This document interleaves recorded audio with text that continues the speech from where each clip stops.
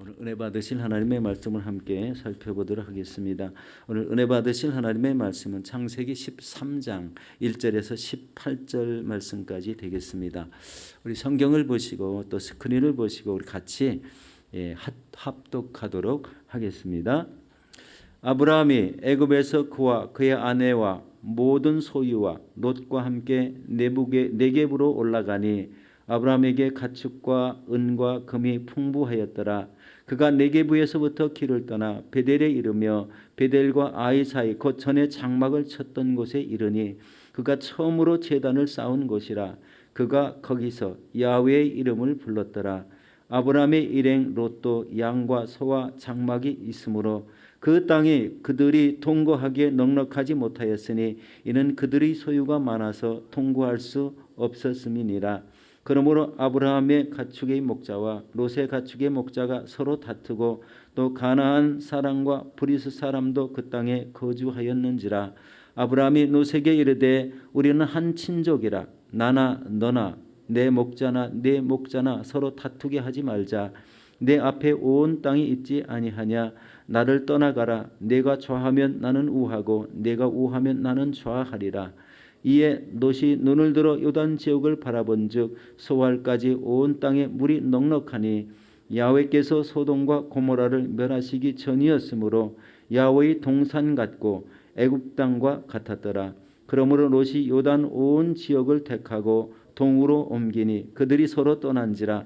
아브라함은 가나안 땅에 거주하였고 롯은 그 지역의 도시들에 머무르며 그 장막을 옮겨 소돔까지 이르렀더라. 소돔 사람은 야훼 앞에 악하며 큰 죄인이었더라. 롯이 아브라함을 떠난 후에 야훼께서 아브라함에게 이르시되 너는 눈을 들어 너 있는 곳에서 북쪽과 남쪽 그리고 동쪽과 서쪽을 바라보라. 보이는 땅을 내가 너와 네 자손에게 주리니 영원히 이르리라. 내가 네 자손이 땅의 티끌 같게 하리니 사람이 땅의 티끌을 능히 셀 수 있을진데 네 자손도 세리라. 너는 일어나 그 땅을 종과 행으로 두루 다녀보라. 내가 그것을 네게 주리라. 이에 아브라함이 장막을 옮겨 헤브론에 있는 마므레 상수리 수풀에 이르러 거주하며 거기서 야훼를 위하여 제단을 쌓았더라. 아멘. 오늘 저는 이 말씀에 의지해서 인생길의 선택이라는 제목으로 은혜를 나누도록 하겠습니다.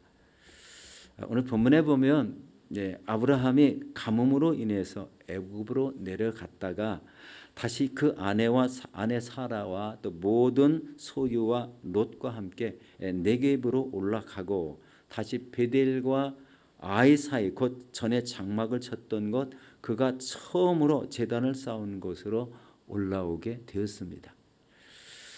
여러분 가뭄 때문에 애굽으로 내려갔는데 그 기간이 사실 얼마 정도나 걸렸는지는 성경에 잘 나와 있지는 않습니다.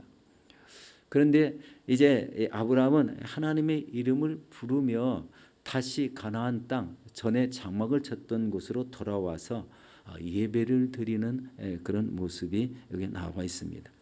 그런데 그의 마음이 아주 찹찹했을 거라는 이런 생각을 갖게 합니다.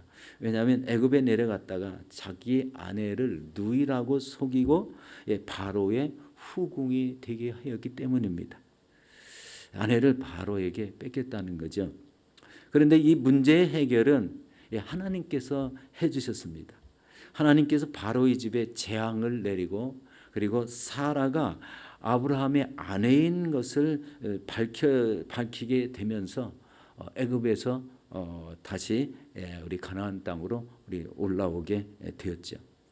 그런데 올라올 때에 우리 아브라함의 짐승떼나 롯의 짐승떼가 많아졌다는 이야기를 성경에 하고 있습니다. 그래서 이 애굽에 체류했던 그 기간은요 얼마라고 나와 있지는 않지만 내려갈 때보다 양의 모든 소리의 짐승의 떼가 많아졌다는 것을 보면 어느 정도 시간이 지났다는 것을 우리 여기서 깨닫게 됩니다. 여러분 우리 아브라함이나 조카 롯이 가진 짐승이 많아진 상태에서 왔다. 그것은 그만큼 우리 애굽에서 지냈던 시간이 길어졌고 그리고 거기에서 아브라함은 많은 짐승과 또 로비까지 얻게 되었다고 우리 12장에서 창세기 12장에서 그렇게 말씀을 하고 있습니다. 아브라함은 하나님께 이제 제단을 쌓고 예배를 드리면서 자신이 지은 죄를 아마 통회하며 속죄했을 것 같습니다. 그 죄가 뭐였죠? 자신이 우리 이 땅의 통치자를 두려워한 거잖아요. 자신의 아내가 너무 예뻐서 그만 누이라고 아내를 누이라고 속였죠. 뭐 실제적으로 누이는 맞는데 우리 사는 것은 아내로 살았기 때문에 그런데 그런 험악한 이 세상에서 우리 하나님만을 더 굳건히 의지하지 못하고 두려움을 가지고 살았던 그런 모습을 아마 굉장히 회개하지 않았을까 이런 생각이 듭니다. 그런데 이렇게 다시 가나안 땅에서 정착하려고 보니 아브라함과 조카 롯이 가진 짐승떼가 많아져서 어떻게 됐습니까? 같이 살 수 없게 되자 아브라함이 롯에게 먼저 제안을 합니다. 너는 나를 떠나가라는 것이죠. 우리 창세기 13장 9절에 이렇게 말씀합니다. 내 앞에 온 땅이 있지 아니하냐? 나를 떠나가라. 내가 좌하면 내가 우하고 내가 우하면 내가 좌하겠다는 이런 말씀입니다. 이때 조카 롯이 선택한 곳이 바로 물이 넉넉해 보이는 소알 땅이었다고 우리 성경이 기록하고 있습니다. 우리 오늘 본문 우리 10절에서 11절 말씀입니다. 이에 롯이 눈을 들어 요단 지역을 바라본즉 소알까지 온 땅에 물이 넉넉하니 야훼께서 소돔과 고모라를 멸하시기 전이었으므로 야훼의 동산 같고 애굽 땅과 같았더라. 그러므로 롯이 요단 온 지역을 택하고 동으로 옮기니 그들이 서로 떠난지라. 우리 이제 갈대아 우르에서부터 같이 올라왔던 조카 롯이 이제 같이 기르던 모든 양떼, 짐승의 떼들이 한 장소에 있기가 어려우니까 이제 서로 이렇게 헤어지는 과정에서 선택권을 조카에게 먼저 줬다는 겁니다. 이거는 아브라함의 아량이라고 생각할 수가 있습니다. 그러나 아량보다도 당시의 그 족장 제도이기 때문에요. 이 족장이 한마디 명령하면은 모든 것이 그대로 따라야 되는 그 위치에 있는 사람이 롯이었어요.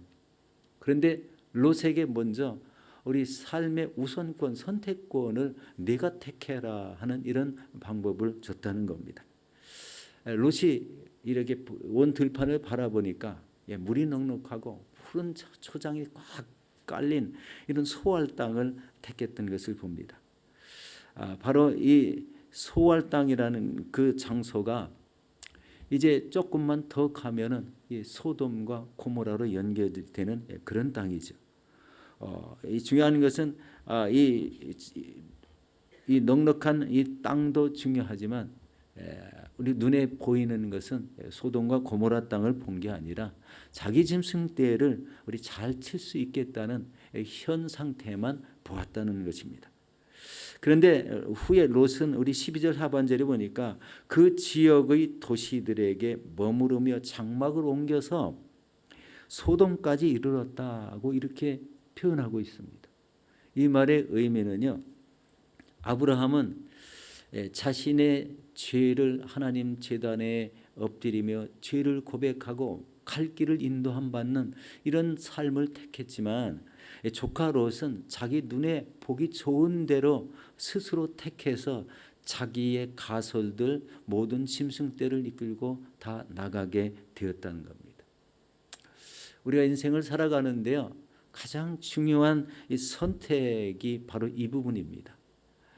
우리가 세상에서요 많은 것을 가지고 있다면 아주 굉장히 풍부한 것 같이 느끼지 않습니까? 굉장히 중요합니다. 잘 사는 것이 굉장히 중요하잖아요. 그런데 하나님 없이 우리 롯은 떠났고, 그리고 아브라함은 이제 하나님 의지에서 우리 제단을 쌓고 그리고 자신의 죄를 정결하게 하며 우리 가정을 이끌어 나가는 것을 보게 됩니다. 이 사람의 차이는 처음 출발할 때는 동일한 것 같죠.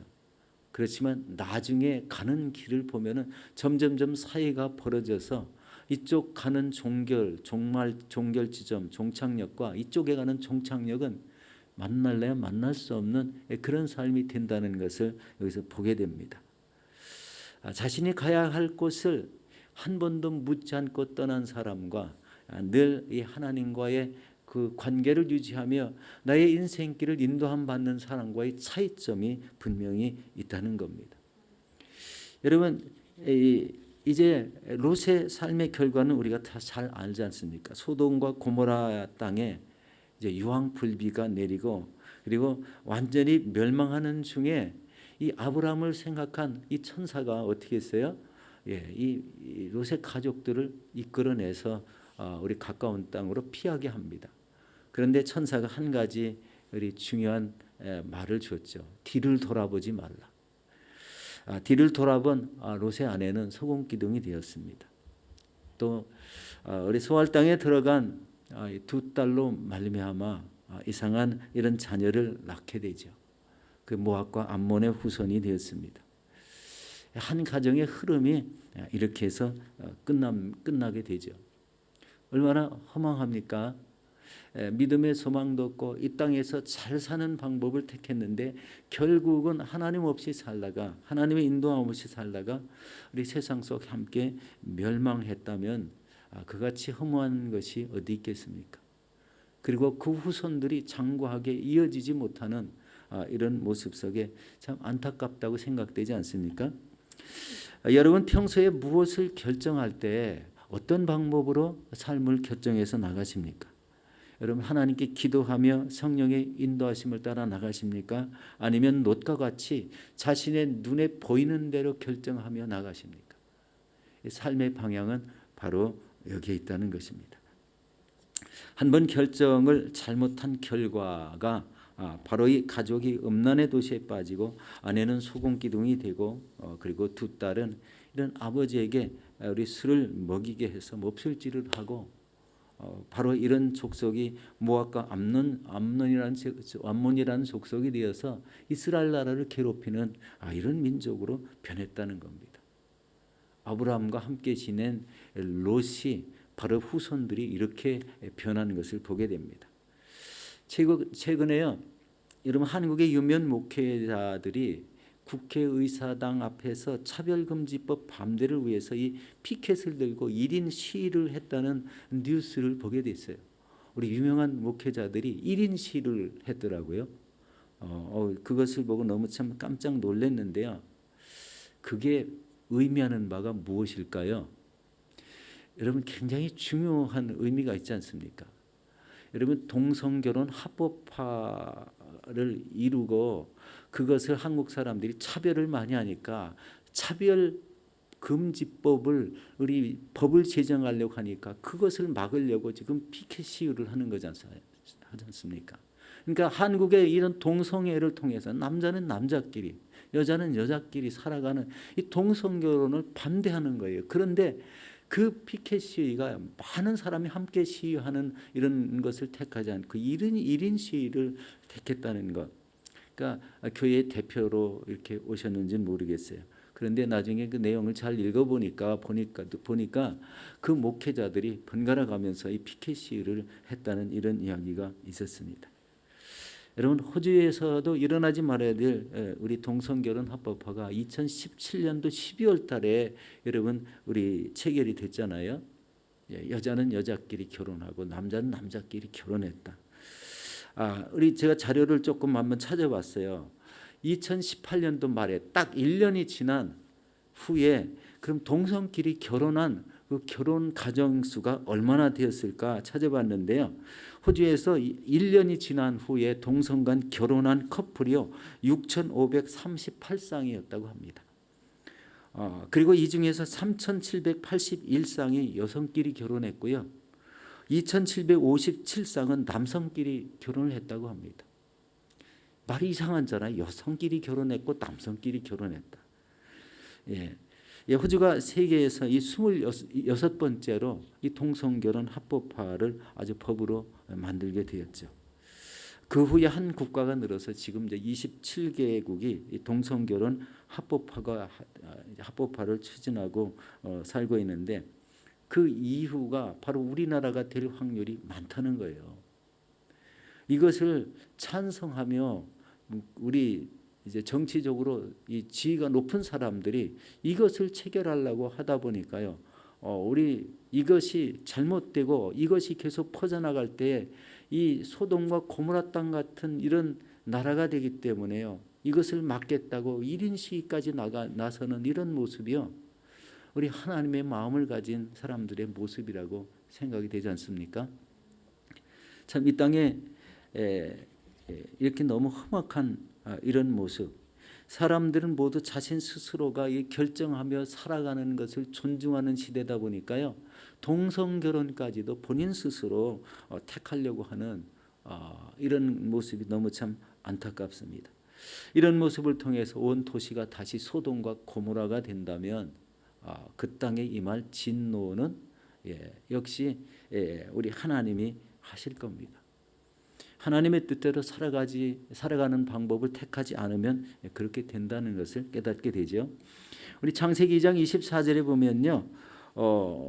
그러므로 남자가 부모를 떠나 그 아내와 합하여 한 몸을 이룰지라, 남녀가 가정을 이룰지라고 이렇게 하나님께서 명령을 하셨는데, 이 하나님의 뜻을 어긋내뜨리는 일이 이 동성 결혼입니다.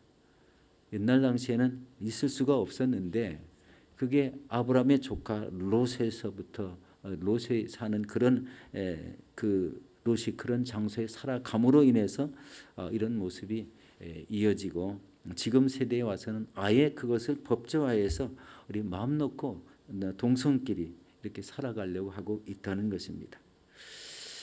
참 이 호주나 한국이나 하나님의 말씀과 뜻대로 운영되는 나라가 돼야 되겠다. 이 전 세계는 자신의 마음대로 갈 길을 정하고 가는 것 같지만, 하나님의 말씀을 지키는 사람들 편에 하나님이 계시고, 하나님의 말씀을 지키지 않는 사람들 편에는 그냥 살다가 그냥 죽게 만드는 이런 방법을 하나님께서 택하고 계시지 않나 이렇게 생각해 보게 됩니다. 우리 하나님은 아브라함에게 우리 이제 조카 롯을 떠나본 후에 너는 눈을 들어 너 있는 곳에서 동서남북을 바라보라고 말씀합니다. 우리 창세기 13장 14절에서 15절 말씀입니다. 롯이 아브라함을 떠난 후에 야훼께서 아브라함에게 이르시되 너는 눈을 들어 너 있는 곳에서 북쪽과 남쪽과 그리고 동쪽과 서쪽을 바라보라. 보이는 땅을 내가 너와 네 자손에게 주리니 영원히 이르리라 하고 이렇게 말씀하고 있습니다. 믿음의 눈으로 동서남북을 바라보라고 하십니다. 보이는 땅을 다 네 손에게 영원히 준다는 것. 믿음의 눈으로 바라보는 것은요, 갖지 못한 것을 갖게 하시며 또 보이지 않는 것을 보게 하신다. 이것이 믿음이지 않습니까? 여러분, 믿음으로 사는 방법을 택하고 하나님이 갈 길을 정해주시는 대로 사는 삶이 가장 복이 있다는 것을 깨닫게 됩니다. 이렇게 살아갈 때 이 땅에서도 그 후손이 끊어질 것 같은데 여러분, 끊어지지 않는 것을 보게 됩니다. 여러분, 이 아브라함의 사례가 단산한 줄 알았잖아요. 그런데 아브라함의 100세 때 이삭이 태어났어요. 이삭의 후손으로 그러면 야곱이 나타나요. 야곱과 에서가 태어났지만 하나님은 야곱을 택했어요. 그리고 야곱은 12아들을 낳게 돼서요, 이스라엘 나라의 기초가 세워지게 됩니다. 사라의 나이나 아브라함의 나이가 이미 다 우리 자녀를 생산할 수 없는 그런 연령임에도 불구하고 하나님을 의지하는 자에게는 그런 자녀의 소망을 주시고, 그 하나님께서는 그 자녀, 새로 태어난 이삭의 자녀를 축복해 주셔서 이 땅에 믿음의 후손을 번성시켜서 지금 우리 예수 그리스도를 믿는 모든 사람들이 조상이 되게 했다는 거예요. 다윗이 바로 이 후손에서 예수 그리스도가 이 땅에 오셨기 때문에요. 바로 아브라함의 후손 중에 우리 예수 그리스도가 이 땅에 오셨다는 말을 해도 틀린 말이 아닙니다. 그것은 우리 아브라함의 상단 축복, 아브라함의 하단 축복으로 이렇게 구별해서 말씀하기도 합니다. 여러분, 하나님 믿는 믿음으로 살 때 여러분의 후손도 하나님께서 이렇게 복을 주시게 될 줄로 믿습니다.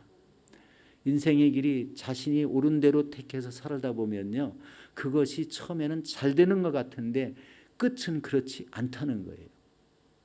바로 우리 제가 말씀드린 초점이 바로 여기에 있습니다. 우리도 우리의 후손들을 믿음으로 양육하지 않으면 롯의 길로 가느냐 아브라함의 후손의 길로 가느냐라는 이 갈림길이 있다는 것을 기억해야 됩니다. 우리 사랑하는 성도 여러분, 우리 인생길을 어떻게 인도함을 받으며 살아가고 계십니까?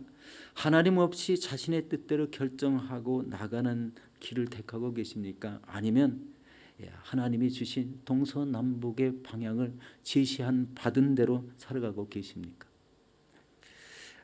우리 하나님께 제단을 쌓고 예배하며 그 말씀과 뜻대로 살아가셔서 우리의 일생을 하나님께 인도함을 받고 이 땅에서는 하나님이 제시하는 대로 우리 잘되고 우리 복되고 형통한 이런 천국을 소망을 간직한 이런 삶이 이루어지시기를 바라겠습니다. 그리고 여러분들의 인생길에서 예수님과 영원토록 동행하셔서 아름다운 천국에서도 함께 영원을 누리시는 저와 여러분이 되시기를 예수 이름으로 축원합니다.